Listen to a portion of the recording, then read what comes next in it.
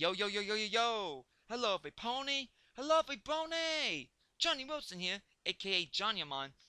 Um, Before I continue, listen, I'm gonna do this in parts because this story, this chapter let alone has 22,000 and something hundred words in it.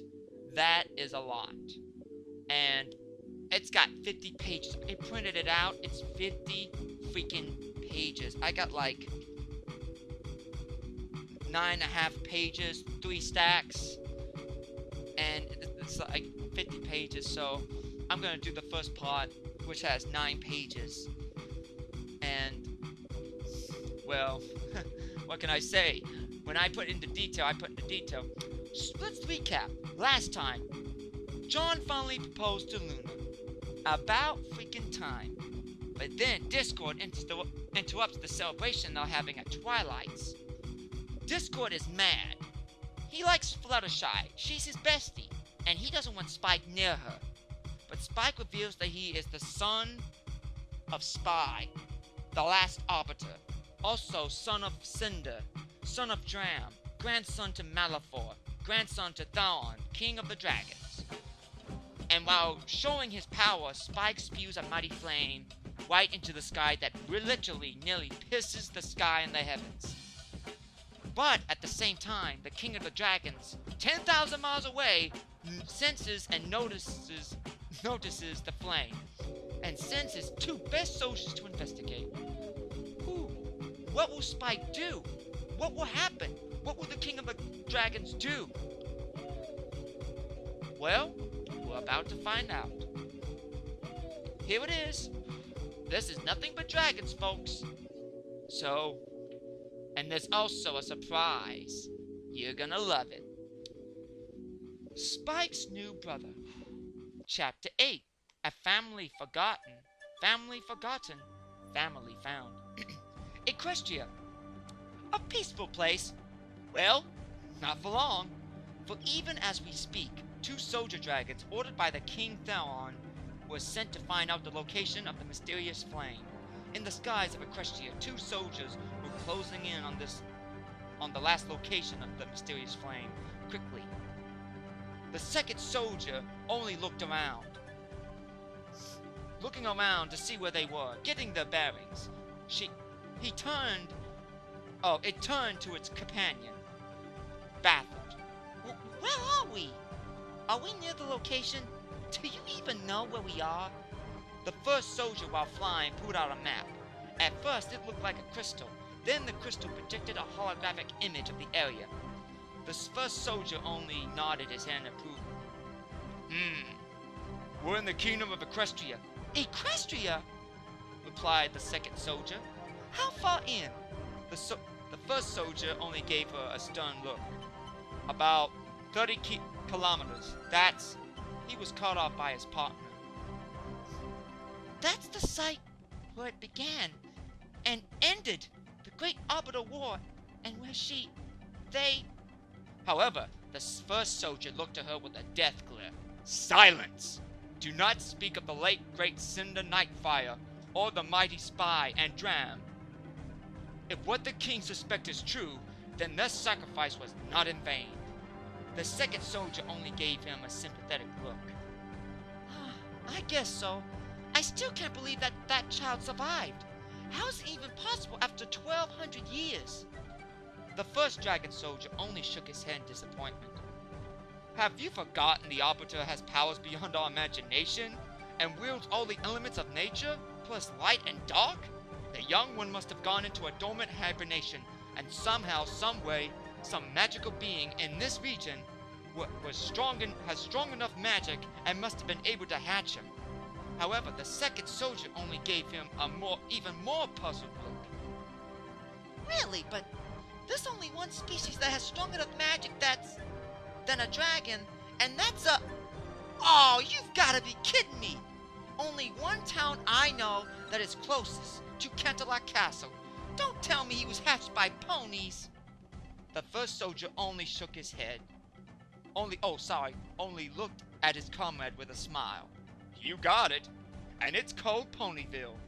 The second soldier only looked at him in disbelief, with a questionable look on her face. is that even possible? He was 200,000 Sorry. He was 200,000 km from here. The first soldier once again replied with a stunned look.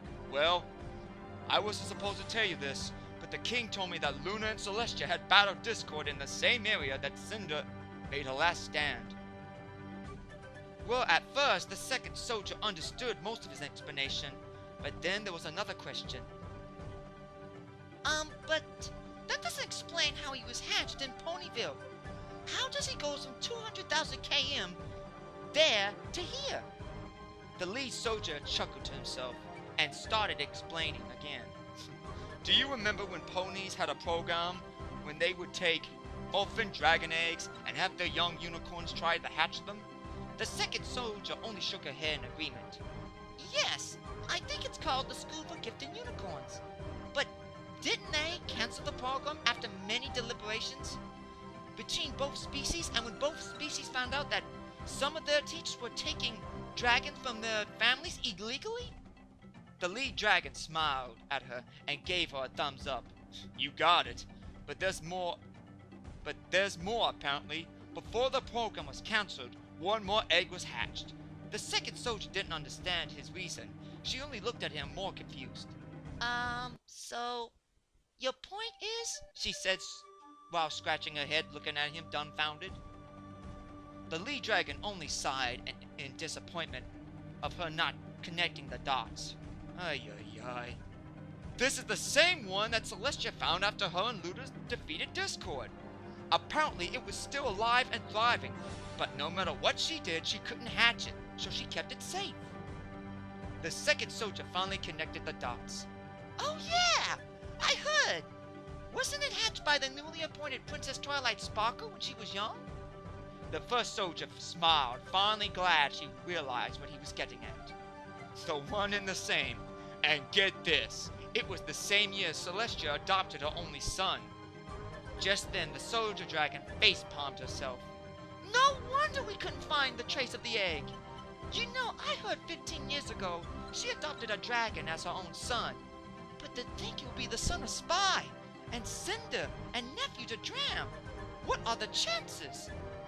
The first soldier only chuckled while shaking his head, not knowing the answer either. I know, but from what I heard, Celestia is a kind-hearted ruler. Plus, she was too young back then to remember much of Harley.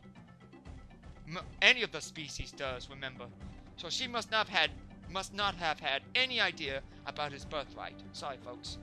The second soldier only chuckled and smiled slightly. No kidding. Hey, I heard that Twilight also has an adoptive little brother that is a dragon. I believe they're one and the same.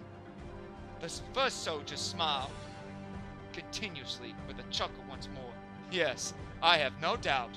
Hey, we're coming close to the coordinates. Activate your invisibility crystals and be quiet on your way down. The second soldier only gave him a sarcastic look. Hey, I know what to do, big brother, but I'll be extra careful just for you, the dragon replied in a sarcastic tone. The dragoness was an indigo blue with orange-colored eyes, wore a jewel diamond-encrusted necklace around her neck, and had long brown, scaly hair. You know... Okay, hi, Arthur here. Most people don't know this, but that's not hair. When you see a picture of a dragon with hair, no. That's a long mane of scales that just looks like fur. It's just the fur is so small, is that it's like microscopic, and to the naked eye, it looks like hair, but it's actually scales. And had a light brown underbelly. The other dragon was pure black with red spikes, and had a red underbelly. Oh. Yeah, he was pure black, with red spikes and a red underbelly. He had 4 sets of horns, 2 on the top of his head, no different than any other dragons, and 2 on the side of his face, that turned towards... Oh, he then turned towards the second soldier. You know what, my little sister? Sometimes I really want to pop you. The female dragon soldier looked at him and stuck her tongue out. Well, I like to see you try, and my name is Starlight, if you've forgotten, Nightwing. Nightwing only shook his head. Yeah, come on, we're here. Starlight quickly followed her older brother's lead and cloaked herself and glided slowly to the ground. They proceeded to walk on all fours as they moved about the town, like they were shadows. No pony heard nor saw them as they finally made their way towards the Golden Oaks Library. Nightwing and Starlight were looking around when Nightlight spotted what they were looking for. "Sis, get down!" he whispered in a harsh voice. Starlight was startled, but did what she was told. "What? You found him?" Nightwing gave him a curious look. "At least I think so. Look to the treehouse. Is that Discord? The god of chaos and disharmony?" Starlight looked, and sure enough, it was Discord. But what shocked her was that he was the being she had thought was only a legend. Starlight looked at her brother, dumbfounded and shocked. A human? Here? I thought they weren't real." Nightwing only glared. A serious glare. He didn't believe what he was seeing either. "Same here. But besides, he doesn't look dangerous. Something tells me he's not gonna cause any trouble. Just got a gut feeling. Besides, look who he's with and surrounded by. The main six. The elements of harmony." Starlight quickly looked away from John and noticed her brother Nightwing was telling the truth. "Yes, but why is Discord cowering on the ground? Nightwing, do you know? Brother? Why do you look like that?" Starlight saw something she never thought she would see before. Her brother, the fearless Nightwing, shocked. His jaw dropped. Eyes widened as watermelons. "Sis, look! Do you see what I see?" Starlight just looked at him, confused. You mean other than the fact you look like a complete fool? Then no," she then giggled to herself. She loved toying with her brother, but Nightwing was serious. He placed a claw on her head and twisted her head about towards the treehouse, and when she looked, she had the exact same expression as her brother. There, towering over Discord, was Spike, still wrapped in a black ore, looking at Discord, ready for battle. Just then, John got between them. "Spike, calm down! Dragon, it's cool. He didn't mean it. If you keep acting like this, you're no better than him." Spike looked at his brother for a few seconds. He paid him no mind, but then he shook his head fiercely, and his aura dissipated. Spike placed his claw to the side of his head and started rubbing it. He had no memory of what happened. He looked at everyone and every pony, and noticed Discord on the ground. John? What's going on? What happened?" Spike looked around and saw his mother and his Aunt Luna. Sorry, folks, I gotta hit myself that time. And Trixie, the main six, looking at him as if they had seen a ghost. Spike was going to ask why they were looking at him funny, then he noticed Discord looking at him out of pure fear. Spike just gave him a confused look. Discord? Why are you on the ground?" Discord looked at him with a shocked look. You mean you don't remember anything? Nothing? Well, first I was seeing if you really were in love with my best friend Fluttershy, but I guess I took it too far. Next thing I know, you grabbed me by the shoulder, you turned black, then you claimed to be the son of Spy and Cinder Nightfire, and that your uncle was drowned. Let's just say you were going through your family tree. He said, chuckling a bit, as he got up and dusted himself off. "Oh, by the way, sorry if I was a little intimidating. Apparently you're going through the dragon's bleeding effect, which lets a dragon tap into the deepest memories. Think of it as a way to find out where you came from. Your mind automatically taps into your DNA." Spike looked at him confused. Okay, Equish?" Discord only sighed. "Oh, well, it's hard to explain. Even I don't know much about it. Think of your DNA like an archive. Have you ever wondered why animals migrate, yet even though they've never been there, they get there?" Spike shook his head. "Well, it's all in the genes. Think of your DNA like an archive. Like I said before, the bleeding effect lets you tap into that history and knowledge you get... Oh, sorry. Sorry. Now, think of it like this. A DNA archive of your entire family history and the knowledge of that archive at your disposal. It lets you find things out like who your father was, your mother, who your grandparents were. You get what I'm going with this. Spike was still trying to process this, but he got the gist of it. Celestia and Luna were nodding. They knew about the bleeding effect. Twilight was having a field day of learning. Once again, she had a quill and parchment and was writing down every word he said. After all, it wasn't every day she got to learn this much about dragons. And since she was going to marry a dragon, she wanted to know everything about his species, just in case anything happened. That way, she could take care of him better, and more information could also help avoid another disaster like yesterday. She needed to know a lot about dragon culture, etiquette, and so on.